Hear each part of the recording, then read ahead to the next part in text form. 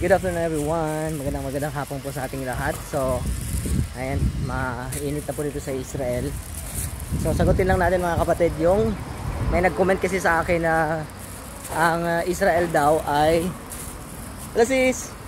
So, ang Israel daw ay racist. Pag siyempre racist kasi merong mga discrimination. So, meron naman talaga dito. Hindi lahat ng bansa meron talaga. Pero makikita natin, siyempre yung word din na apartheid. So, sabi nila dito sa Israel, yun nga, wala silang respect sa ibang culture. Pero may papakita ko sa inyo mga kapatid, kung gaano ka respectful, and para malaman nyo kung talagang racist ba talaga. Ibig sabihin, wala silang pakialam sa ibang culture ng tao, or wala silang concern. Kumbaga, sarili lang nila iniisip nila. So, dito pa lang sa labas, may makikita tayo na very respectful yung Israel. Okay? Ayan, ipakita ko sa inyo ha. Okay. Ayan.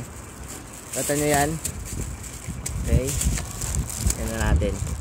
Ayan. Sa mga street sign, makikita nyo. Ano nakikita nyo? May tatlong dialect yan. Okay? Sa taas ay Hebrew. Yung maliit, Hebrew rin. Hebrew rin. And then, nakita nyo yan, it's Arabic. Kasi nga marami rin po mga Arab Israeli dito. At sa baba ay English. So, ayan. Sa lahat ng mga sign dito sa Israel, meron yan. Kaya dito malayo, oh. Mga malalaki. Sige, anayin natin. Nakita nyo yan? To Carmel Center. Ilan yung dialect yan? 3. Hebrew, Arabic, at English. So, ibig sabihin, kahit anong culture mo, kahit dito ka sa Israel, so, nililid ka. Ibig sabihin, hindi mo na kailangan magtanong.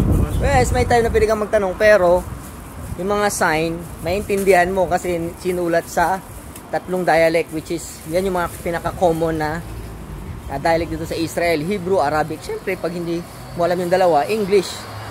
So, ayan, kaya sa mga nagsasabi na racist apartheid yung Israel, hindi po yan totoo. So, makikita natin dito yung respect at love ng bayan ng Israel sa lahat ng mga cultures. Ano man yung religion mo, ano man yung belief, ano man yung paniniwala mo. So, ayan. Doon pa lang sa street sign pa lang yan ha. Makikita natin na, ayan, hindi lang Jewish, Hebrew yung sinulat nila. Ayan, may Arabic din. Ayan, Arabic. Diba? So,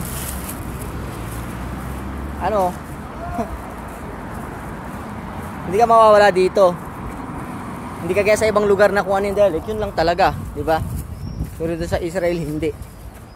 So, ayan.